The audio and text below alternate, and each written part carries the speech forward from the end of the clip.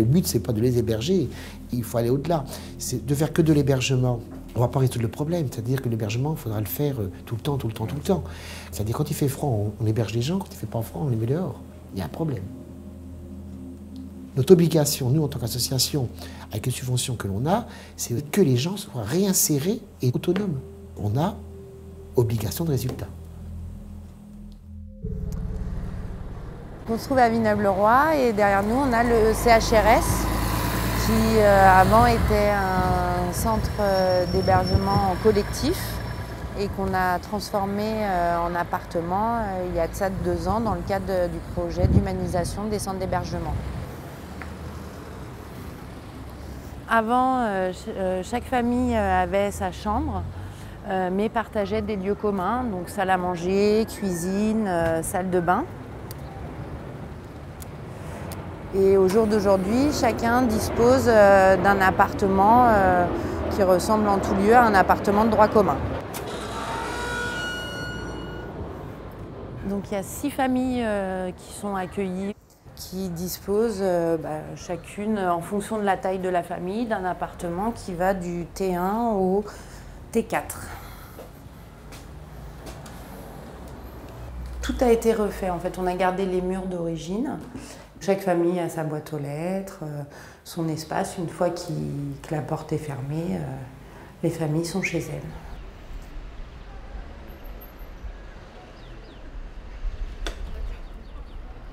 Oui, bonjour.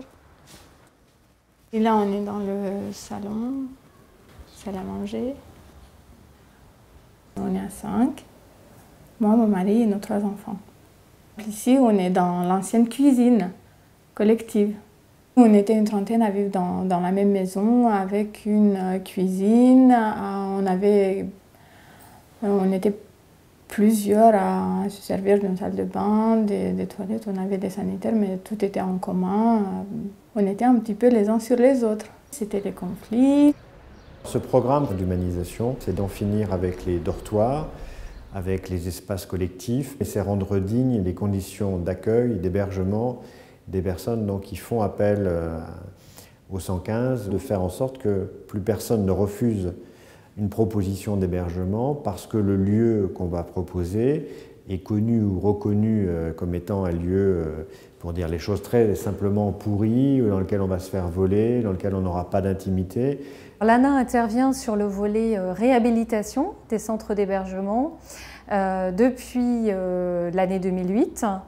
Et au total, depuis 2008, c'est un effort très considérable qu'a accompli l'agence puisque nous avons affecté un budget de près de 100 millions d'euros pour rénover 13 000 places. Ces 13 000 places correspondent à peu près 20% du parc aujourd'hui des places d'hébergement qui ont bénéficié des aides pour ce programme d'humanisation.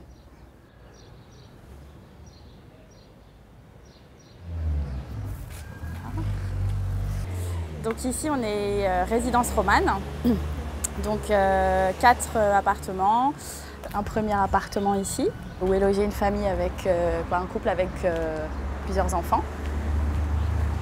Et puis donc dans le fond, on peut voir les 3 portes là-bas, 2 personnes isolées et une mère avec des enfants.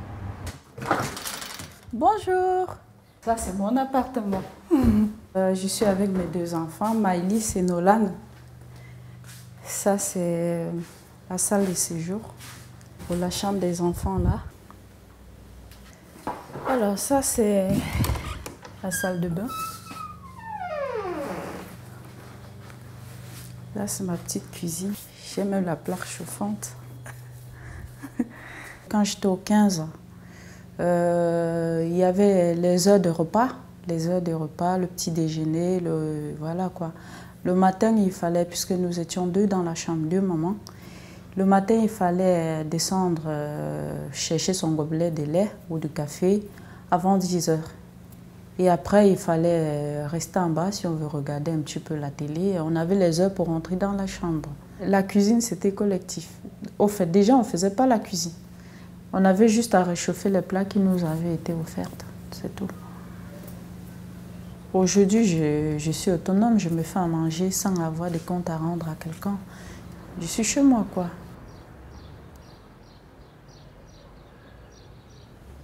À la UVM, on dispose de 800 places d'urgence sociale, tout en appartement relais.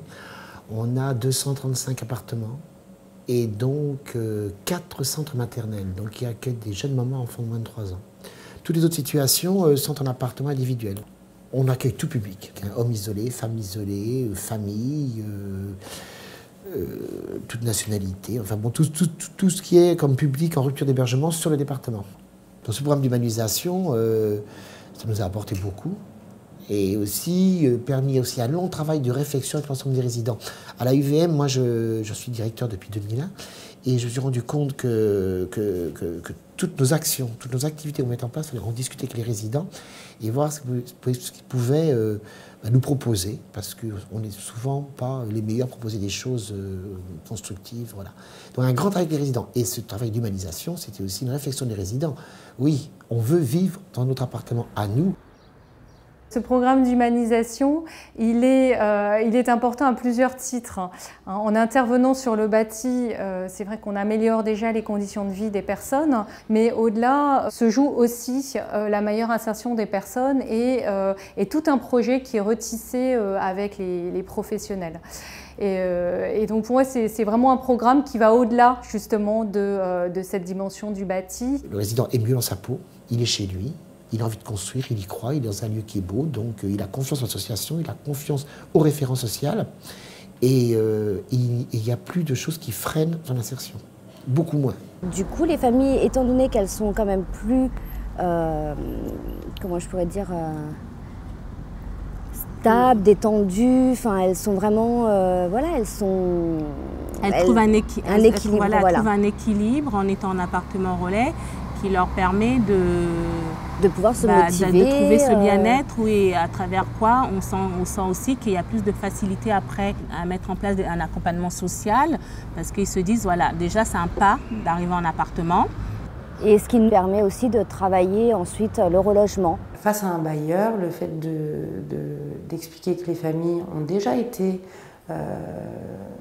occupantes d'un appartement, ont su gérer tout ce qui est facture énergétique, le paiement d'un loyer, ne pas avoir de problème de voisinage. Voilà, c'est du plus pour être sûr que le dossier puisse passer et que ça avance vite pour les familles. Avant, j'étais mendiante dans la rue, mais grâce à l'AEVM, je suis devenue une personne, comme vous voyez, je vous parle sans trembler, je vous regarde dans les yeux, voilà.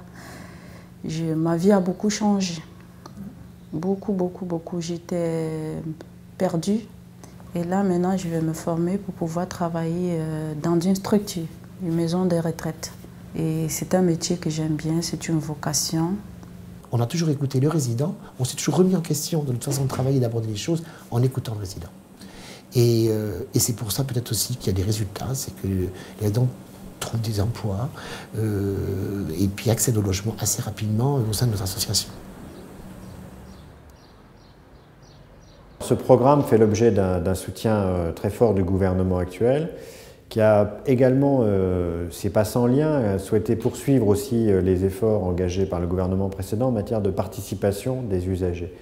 C'est-à-dire de reconnaître que l'usager est au centre des politiques publiques, c'est pas un sujet d'une politique publique, mais c'est un acteur. En étant accueilli dignement, en étant hébergé dignement, en étant écouté dignement, ça permet à chacun de participer à un objectif, à l'intérêt général, qui est encore une fois d'aller vers l'insertion et que tout à chacun retrouve sa place dans notre société. Donc c'est un enjeu qui dépasse les clivages politiques et donc ce programme sera poursuivi, développé et j'espère qu'on ira à son terme dans quelques années, qu'on achèvera ce programme d'humanisation.